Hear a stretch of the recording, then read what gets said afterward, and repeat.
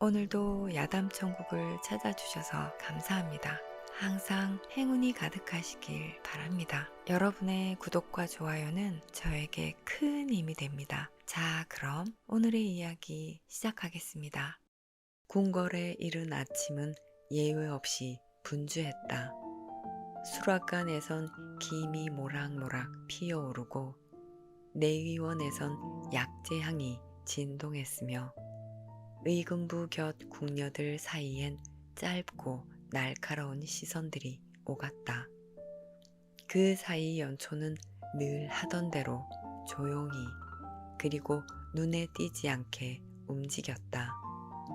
허리를 굽혀 쓰레기를 치우고 안뜰에 대야를 닦고 바람에 흩날린 문서 조각들을 주웠다. 그러나 아무도 몰랐다. 그녀가 수습한 종이 조각에는 왕의 이름 석자가 적혀 있었고 그녀가 닦은 대야엔 전날 밤 내의원에서 나온 피를 닦아낸 물이 담겨 있었다는 것을, 그리고 연초는 그 모든 글자와 상황을 그냥 지나치지 않았다. 밤이 되면 그녀는 궁녀들의 숙소 뒤편 작은 행랑방에 촛불을 켰다. 학여 불급. 배움은 미치지 못할까 두려워해야 한다 하였지. 흐릿한 글씨를 손가락으로 더듬으며 연초는 소리내어 따라 읽었다. 책은 없었다. 대신 하루 종일 주워 모은 버려진 문서, 찢어진 첩지, 남은 책갈피들이 그녀의 교과서였다. 지혜는 입에서 나오는 것이 아니라 하루하루를 절박하게 사는 손끝에서 피어났다. 그녀가 가장 좋아하던 말은 이런 것이었다. 어진이는 스스로 이름을 내지 않는다. 다만 세월이 그 이름을 꺼낸다. 이름이 없는 여인 연초. 그러나 시간이 지나면서 서서히 사람들이 수군대기 시작했다. 저 연초라는 아이 어디서 배우지도 않았는데 글을 읽는다더라. 들었니? 의금부 관리와 밤을 보낸다지? 그건 권세를 등에 업으려는 수작 아냐? 겉으론 얌전해 보여도 뱃속은 뱀인가 봐. 비수 같은 말들이 연초의 뒤통수를 찔러댔지만 그녀는 한마디도 하지 않았다. 그저 묵묵히 다시 촛불을 밝혔을 뿐이다. 그러나 그녀가 아직 모르는 것이 하나 있었다. 그녀의 이러한 습관과 조용한 밤의 숨결을 누군가가 지켜보고 있었던 것이다. 너무도 고요한 음모의 기척이 매화나무 아래 어렴풋이 번지고 있었다.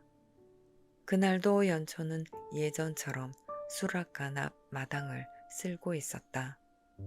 대야엔 여전히 핏빛이 옅게 스며 있었고 발치엔 어제 내린 비에 젖은 낙엽들이 잔뜩 쌓여 있었다.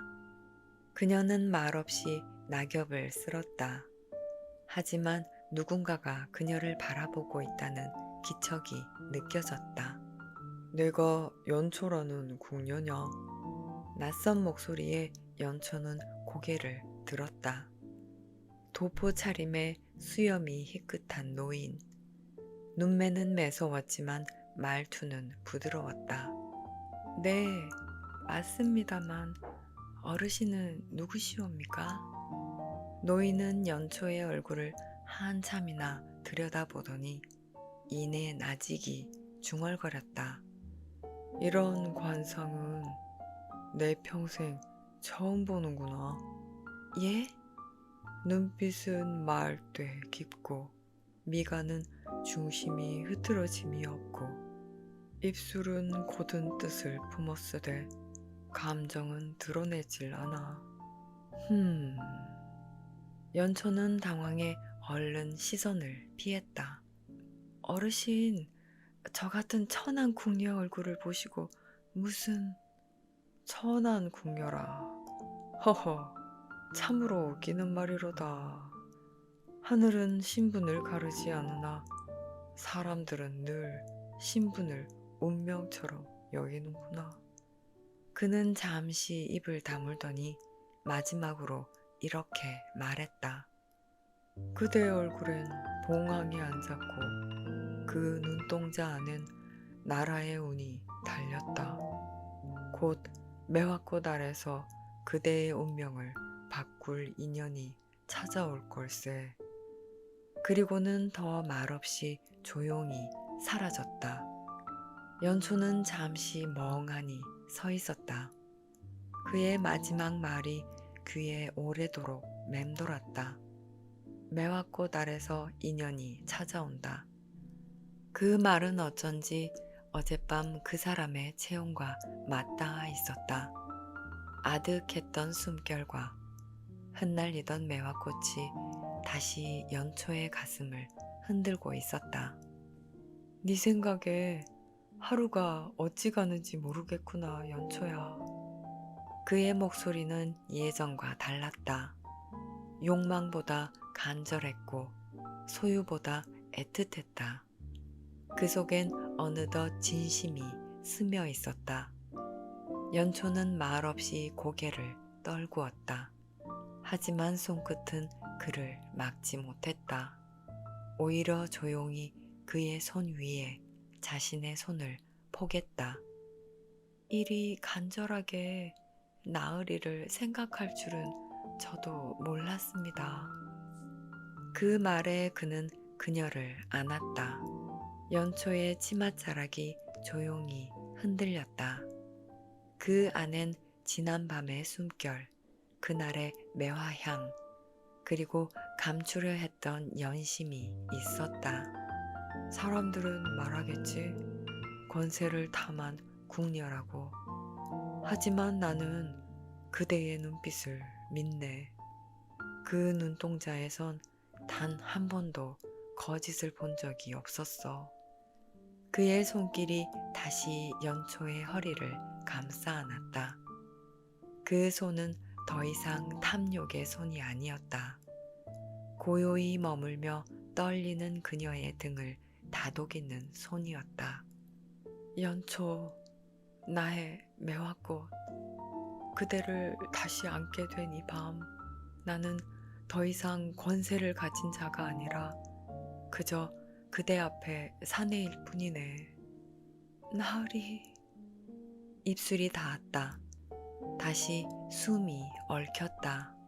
그녀의 몸에서 피어나는 향기가 방 안을 가득 메웠고 매화 꽃잎처럼 가벼운 신음이 바람을 타고 흘렀다. 이들의 사랑은 더는 비밀스러운 유희가 아니었다. 그 밤은 마치 굳은 약속처럼 둘 사이에 깊이 새겨졌다. 그리고 바로 그때 어렴풋한 인기척이 스쳤다. 아주 희미한 발소리, 아니면 매화가지를 스치는 바람 소리였을까? 연초는 그 순간 직감했다. 지금 이 방 안의 뜨거운 숨결이 누군가에겐 감시의 빌미가 된다는 것을. 며칠 전까지만 해도 활짝 피어있던 매화가 바람 한 번에 스르르 떨어졌다. 떨어진 꽃잎은 밟히고 찢기며 궁궐 곳곳에 흩어졌다. 연초의 마음도 그랬다. 야, 들었어? 연초 말이야. 또 김대원 아리방에 들어갔다더라. 밤마다 들어간다며? 이제 궁녀는 그만두고 안방마님 노릇하려나 봐. 소문은 하루 만에 궁궐 전체에 퍼졌다. 조용하던 연초의 일상은 그날부터 뒤틀리기 시작했다. 같은 궁녀들이 일부러 연초를 부르지 않았다. 눈이 마주치면 희죽 웃거나 괜히 다른 쪽으로 돌아섰다. 물건을 건네줘도 그녀의 손이 닿은 것마다 더럽다며 치우기 일쑤였다. 네 손이 닿은 건 찝찝해서 못 쓰겠다. 이래서 어찌 나리를 꼬셨을까? 연초는 아무 말도 하지 않았다. 말을 보탠다고 달라질 게 없다는 걸 잘 알고 있었다. 그저 하던 대로 묵묵히 몸을 움직이고 밤이면 촛불 하나 켜고 글을 읽을 뿐이었다. 그러던 어느 날, 한 내관이 몰래 작은 쪽지를 쥐어주었다. 연초를 들이십시오. 저 아이가 어떤 아이인지 아시지 않습니까? 글씨는 정갈했지만 문장은 불길했다. 누군가 연초를 왕에게 드리라 말한 것이었다. 대체 누가? 왜? 그 순간부터 연초는 눈을 떼지 못했다. 자신을 보는 사람들, 자신을 피하는 사람들. 이제는 누가 진짜고 누가 거짓인지조차 알 수 없었다. 그러다 문득 이런 생각이 들었다. 내 이름을 누가 말했을까? 누가 나를 보았고 누구에게 날 알려준 걸까? 지금껏 숨겼던 이름이 갑자기 세상 밖으로 불려나간 느낌이었다. 그날 밤 연초는 행랑방 뒤편에서 땅에 떨어진 매화가지 하나를 주워들었다. 매화는 다시 피는 꽃이라지? 그녀는 혼잣말처럼 중얼거렸다. 그 말이 입에서 흘러나오는 순간 그녀의 등 뒤 어딘가에서 누군가가 조용히 숨죽이며 그 말을 듣고 있었다. 그날 이후 연초는 깊은 잠을 자지 못했다. 낮에는 마당을 쓸고 밤에는 글을 읽었지만 그 어느 순간에도 마음이 편한 적이 없었다. 숨을 죽이고 따라오는 인기척, 누군가 문 앞까지 왔다가 돌아가는 기척, 누구인지는 끝내 알 수 없었다. 하루는 행랑방 창문 먼지에 찍힌 손자국을 보았다. 누군가가 분명 방을 들여다본 것이다. 하지만 정작 묻고 싶어도 아무에게도 묻지 못했다. 궁은 원래 조용한 곳이다. 하지만 그 조용함 속에도 소리가 있었다.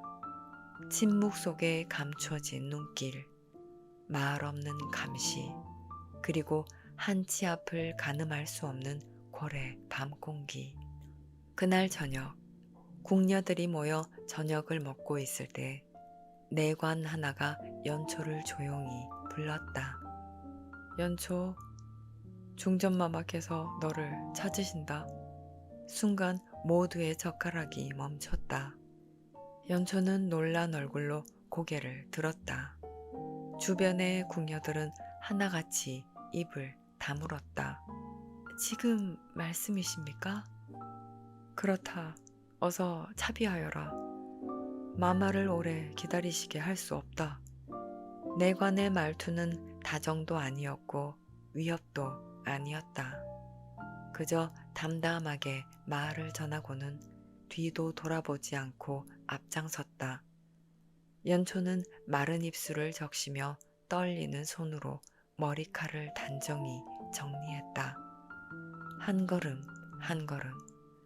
발을 디딜 때마다 발밑이 꺼지는 듯한 느낌이 들었다. 중전마마께서 왜 날 부르신 걸까? 중전마마께 내 이름이 왜, 어떻게 전해진 걸까? 걷는 길이 점점 어두워졌다.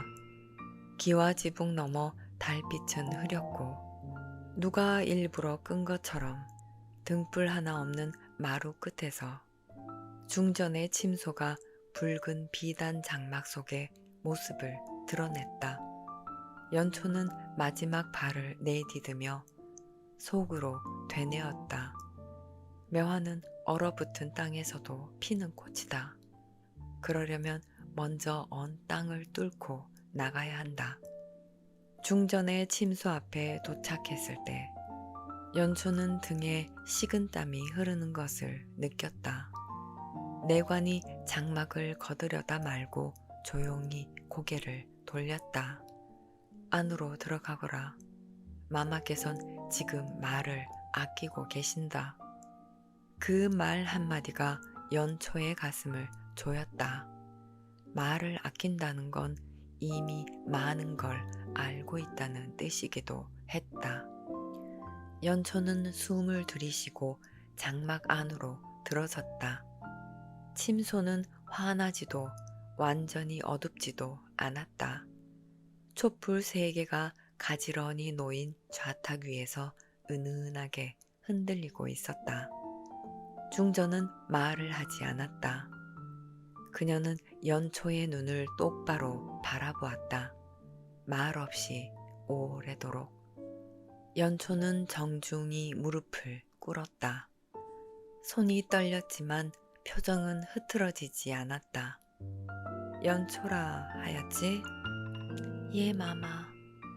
너에 대한 말들은 사방에서 들린다. 그 말 중 어느 것이 참이고 어느 것이 거짓인지는 굳이 내 입으로 듣지 않아도 내가 가려볼 것이다. 그 말은 마치 내 말은 듣고 싶지 않다는 뜻 같기도 했다. 내가 오늘 널 부른 건 궁궐이란 곳이 얼마나 좁고 깊은지 그걸 먼저 말해주고 싶어서다. 중전은 촛불을 가만히 바라보며 말했다. 여기선 입보다 눈이, 말보다 침묵이 더 많은 것을 말해주지. 그러니 조심하거라. 그 말이 끝나자 그녀는 손을 들어 보였고 내관이 조용히 장막을 다시 걷었다. 나가보거라. 연초는 고개를 깊이 숙인 채 조심스럽게 물러났다. 침소를 나와 장막을 넘는 순간 그녀는 알았다. 방금 자신을 향해 열렸던 문이 진짜로는 완전히 닫혔다는 것을. 중전의 침소에서 나와 돌아오는 길. 연초는 다리가 풀린 듯한 피로를 느꼈다. 그녀의 손끝엔 아직도 중전의 눈빛이 남아있는 듯했다. 말은 적었지만 그 안엔 분명한 경계가 있었다. 눈보다 침묵이 더 많은 걸 말해준다. 그 말은 단순한 조언이 아니었다. 말하지 말라는 명백한 경고였다. 그날 밤 연초는 잠을 이루지 못했다. 자고 있던 행랑방의 문틈 아래로 무언가 끼워져 있는 것을 발견했다. 꼬깃꼬깃 접힌 종이 조각. 거기엔 글씨가 아니라 작게 새겨진 인장의 흔적이 담겨 있었다. 누군가 자신의 존재를 연초에게 알리고 있었다. 다음 날 아침 누군가 그녀 앞을 막아섰다. 좌부승지 이도겸, 왕과 가장 가까운 벼슬아치 중 하나이자 조정에서도 말수가 적기로 유명한 인물이었다. 그는 사람들 틈을 조용히 걸으며 행랑을 지나던 연초를 멈춰 세웠다. 네가 연초란 아이냐? 예, 소인입니다. 그는 한참 동안 연초를 바라보았다. 그리고는 천천히 웃으며 말했다. 궁 안에 총기 있는 아이 하나 들어오면 항상 일이 생기더군. 그러니 조심해. 지금의 침묵이 너를 살릴지도 모르니까. 그의 말은 웃음 속에 숨겨진 칼날 같았다. 가볍게 건넨 말 같았지만 그 속엔 위협과 명령, 감시가 함께 담겨 있었다. 그리고 그날 밤 내관 하나가 연초를 조용히 불러냈다. 연초, 전하께서 너를 찾으신다. 전하께서 어찌 저를... 묻지 말고 따라오너라. 숨이 턱 막혔다. 그녀의 머릿속에 중전의 말이 다시 스쳤다. 말보다 침묵이 많은 곳, 조심하라 했지. 그 말은 지금 너무도 명확했다. 침묵하지 않으면 이곳에 오래 머무를 수 없다는 뜻. 연초는 등에서 식은땀이 흐르는 것을 느꼈다. 밤 공기는 싸늘했고 궁궐의 길은 낯설었다. 발밑에선 이미 떨어진 매화꽃잎이 수북했다. 그녀는 무심코 하나를 밟았다. 소리도 없이 부서지는 느낌.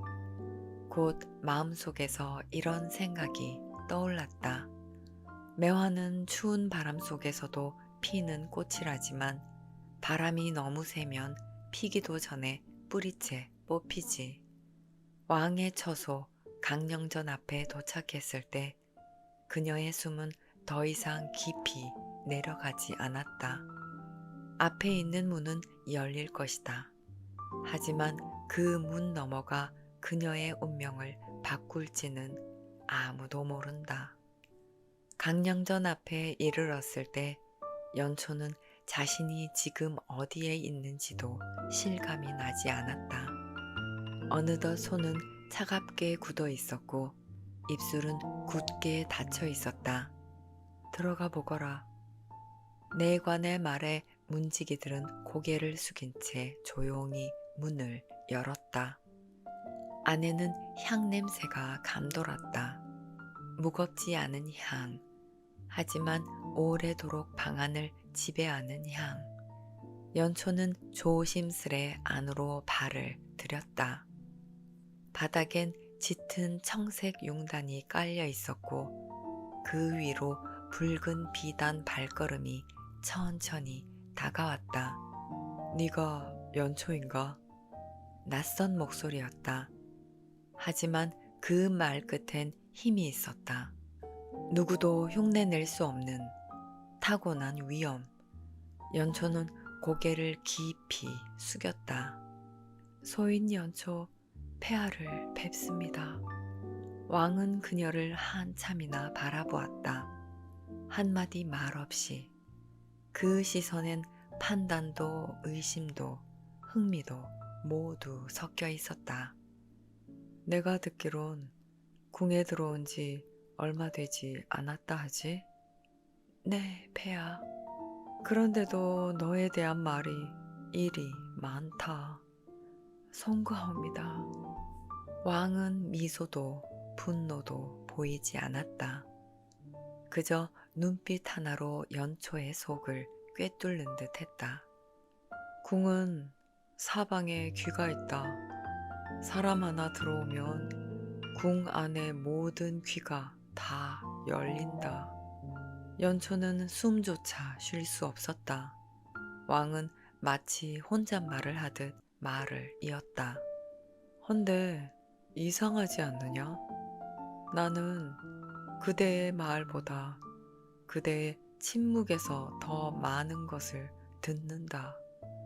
그 말이 끝난 순간 연초는 알 수 없는 떨림을 느꼈다. 왕은 이미 그녀를 판단하고 있었다. 그는 걸음을 멈추더니 마지막으로 이렇게 말했다. 이 궁 안엔 눈으로도 손으로도 닿지 못하는 자리가 있다. 그대가 지금 서 있는 이곳이 바로 그런 자리다. 연초는 그 말의 뜻을 쉽게 풀지 못했다. 하지만 등골 위로 차가운 물 한 바가지가 쏟아지는 듯한 느낌이 들었다. 그녀는 고개를 다시 숙였다. 그 순간 마음속 어딘가에서 문 하나가 닫히는 소리가 들렸다. 아니, 어쩌면 지금 자신이 그 문 안에 들어가 버린 것일지도 몰랐다. 왕을 뵙고 돌아온 뒤 며칠, 연초는 아무 일 없이 조용히 지냈다. 하지만 마음은 고요하지 않았다. 강령전에서 왕이 남긴 그 마지막 말이 자꾸 떠올랐다. 그대가 지금 서 있는 이곳이 바로 누구도 닿을 수 없는 자리다. 그러던 어느 날 김대호가 그녀를 다시 찾아왔다. 눈빛은 평소보다 더 무거웠다. 전하께서 명하셨다. 사람들 앞에서 네가 본 것을 말하라는 명이시다. 사람들 앞에서요? 그래, 전기수처럼 말이다. 전기수. 조선시대 장터에서 사람들 앞에 서서 이야기를 들려주는 직업. 연초는 그 이름을 들어 알고 있었다. 제가 어떻게... 네가 해낸다면 그건 그저 일개 궁녀가 아니라는 증거가 되겠지. 며칠 후 연초는 경복궁 외행각 한복판에 섰다. 왕은 직접 모습을 드러내지 않았지만 정승, 참판, 대제학, 궁녀들까지 곳곳에서 눈길을 보내고 있었다. 그녀 앞에는 붉은 돗자리가 깔려 있었고 뒤로는 매화꽃이 담장 너머로 살짝 보였다. 저는 궁녀 연초입니다. 그녀는 고개를 숙인 채 조용히 말을 시작했다. 어느 날 종이 한 장을 주었습니다. 그 안엔 전하의 이름이 있었습니다.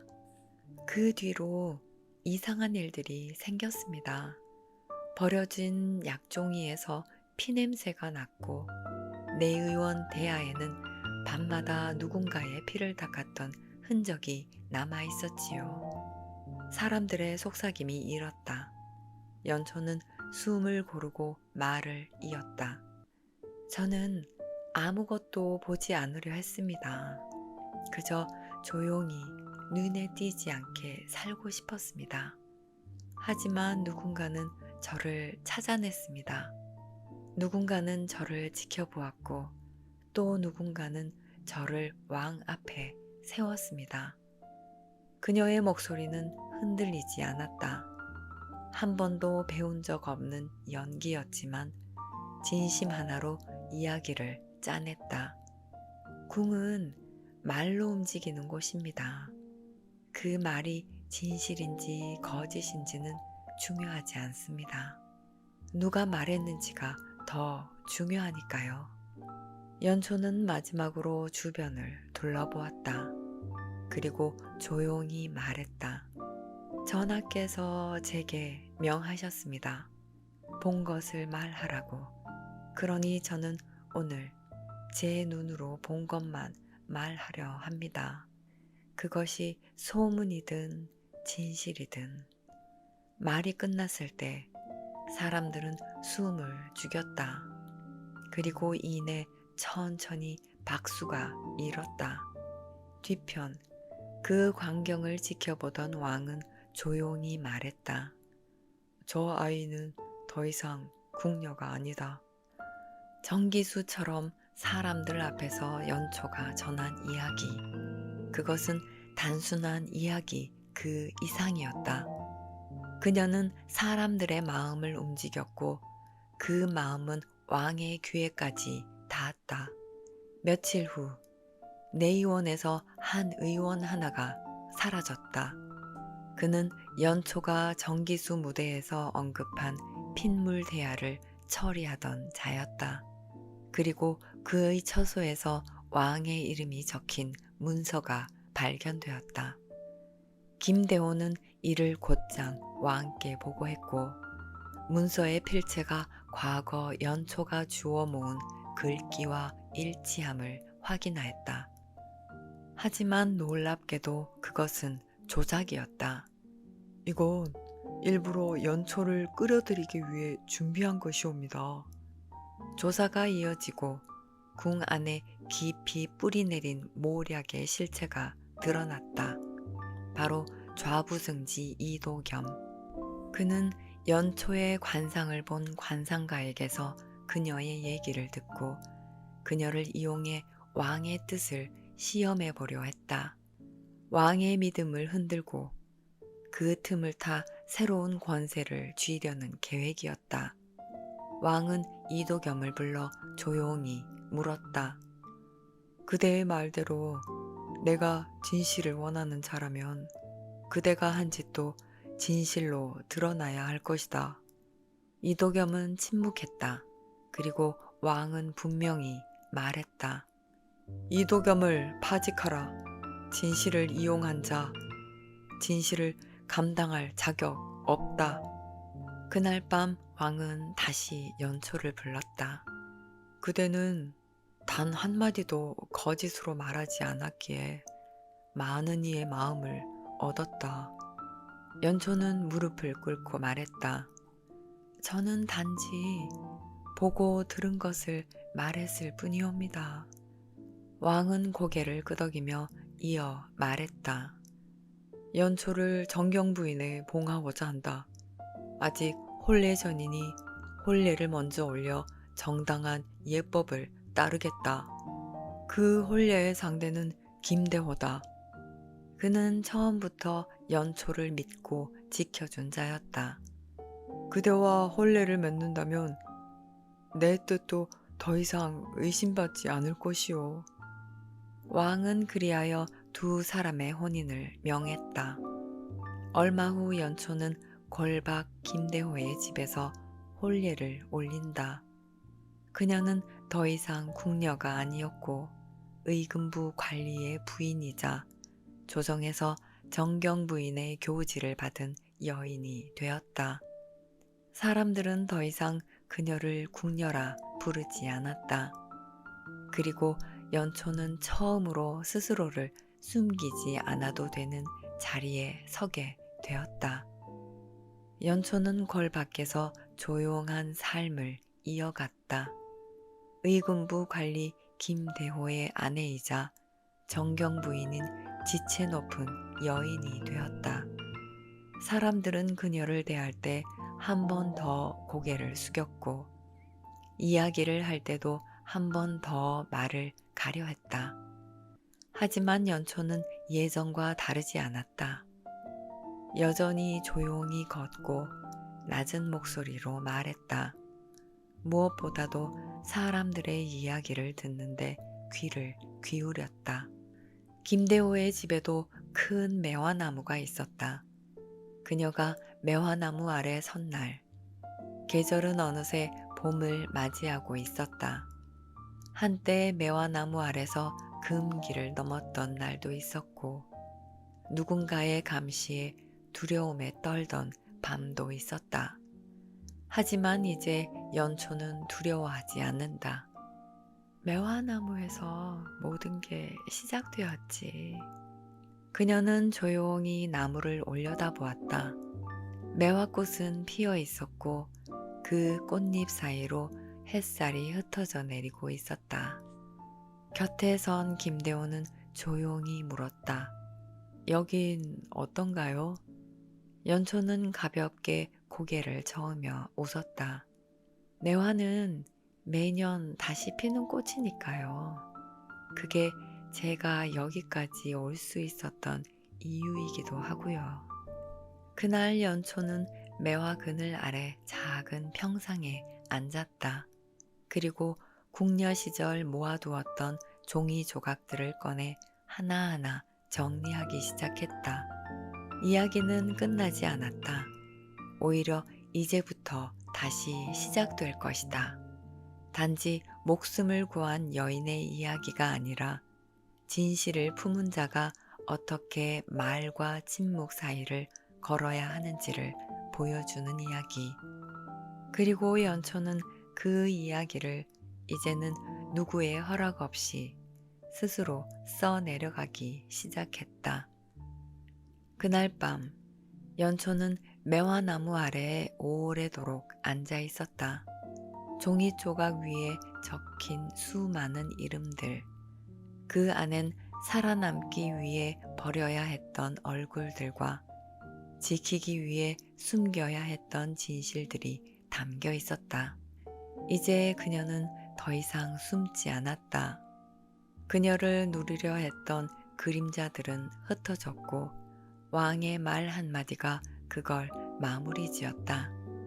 연초는 조선의 기록을 다시 쓰게 될 인물이다.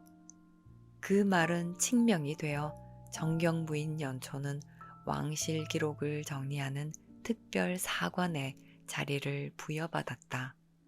권위는 그녀의 의도와 무관하게 찾아왔지만 그 무게를 감당할 마음은 이미 오래전부터 단련되어 있었다. 그녀가 붓을 들고 처음 쓰기 시작한 건 궁녀 연초의 이야기였고 또한 권력과 진실이 맞부딪힌 시대의 기록이었다.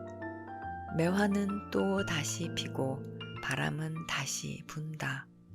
하지만 더 이상 그 꽃그늘 아래 선 여인은 흔들리지 않았다.